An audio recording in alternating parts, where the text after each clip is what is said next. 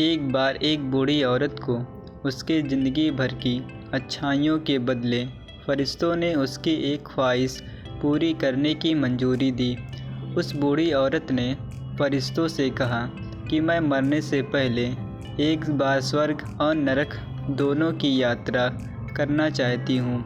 फरिश्तों ने उस औरत की ख्वाहिश पूरी करने का वचन दिया और उसे अगले ही क्षण एक बहुत बड़े भोजन कक्ष में ले जाया गया, जहाँ पर बहुत विशाल डाइनिंग टेबल थे।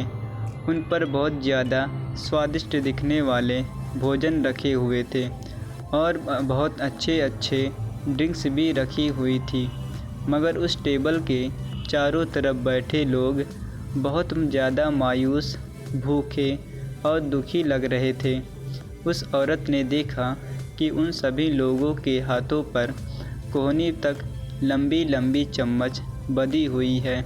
वह लोग जब भी उस चम्मच से खाना उठाकर अपने मुंह तक ले जाने का प्रयास करते तो उनकी कोहनी मुड़ नहीं पाती और खाना उनके मुंह तक कभी पहुंच नहीं पाता। बूढ़ी औरत ने फरिश्तों से पूछा, क्या ये नर्क है? फरिश्तों ने कहा, हाँ। औरत ने तुरंत कहा, मुझे यहाँ से दूर ले चलो। और अगले ही क्षण उस बूढ़ी औरत को एक भोजन कक्ष में लाया गया।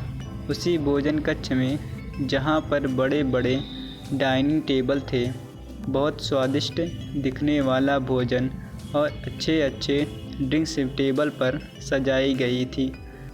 मगर इस बार डाइनिंग टेबल के चारों तरफ बैठे लोग खुश थे, हंस रहे थे और उनके चेहरों पर संतुष्टि थी।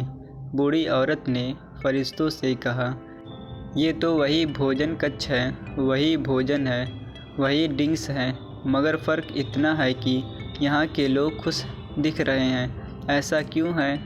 क्या इन लोगों के कोहनी से चम्मच नहीं बंधी है?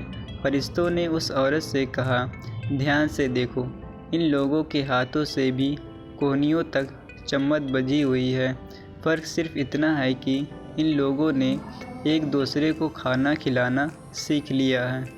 दोस्तों, इस छोटी कहानी की तरह ही हम चाहे तो हमारे जीवन में इसी पृथ्वी पर ही स्वर्ग या नरक दोनों का अनुभव कर सकते हैं। अगर हमें स्वर्ग का अनुभव करना है तो हमें पहले दूसरों के बारे में सोचना होगा, दूसरों को खिलाना होगा, दूसरों की मदद करनी होगी। चॉइस हमारी है, हम चाहें तो हमारी ज़िंदगी को स्वर्ग जैसा या नर्क जैसा बना सकते हैं।